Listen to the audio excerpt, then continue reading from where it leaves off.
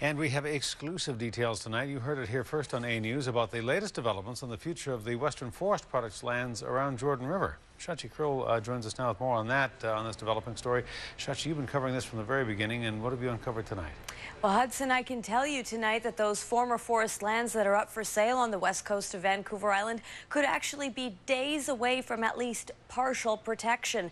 Today, members of the Capital Regional District's Parks Committee met behind closed doors on a bid to purchase lands that include but are not limited to Sandcut Beach and the Surfers Beach near Jordan River to turn them into parks. Now, we don't know the dollar value, but the parcels on Sandcut and the Surfers Beach are believed to be worth about $4 million.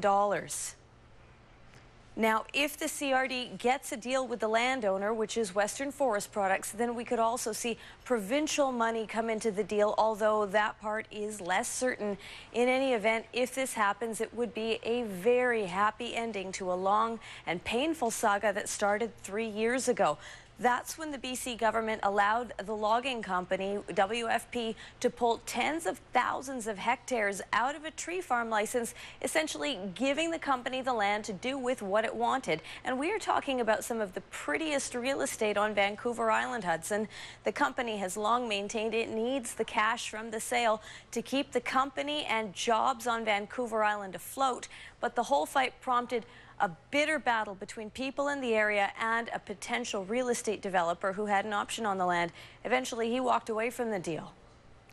Now, Hudson, the real estate was to have gone back up on the market this coming Monday, but it appears a last-minute deal is in the offing. We are expected to hear something more official at the end of the week. We still have to hear officially from the CRD and from the landowner, Western Forest Products. Neither is talking tonight. But if it all happens, it's all about preserving some of the best-known and used areas on Vancouver Island. Absolutely. Now, what would this do to that talk of a UBC purchase, or is that a dead issue at this point? Well, we don't know. There's a lot of secrecy around this deal and any potential things that are happening. What we can tell you is that the CRD is looking to bid on purchasing those two parcels. Now, it could be that that gets the ball rolling. The province gets on board, UBC gets on board, and a much bigger parcel ends up being preserved. But this is the first step, and it could at least protect those two small areas that are waterfront access and that surfers and hikers like so much. All right, well done, Shachi. Thank you. You're welcome. Shachi Kroll reporting.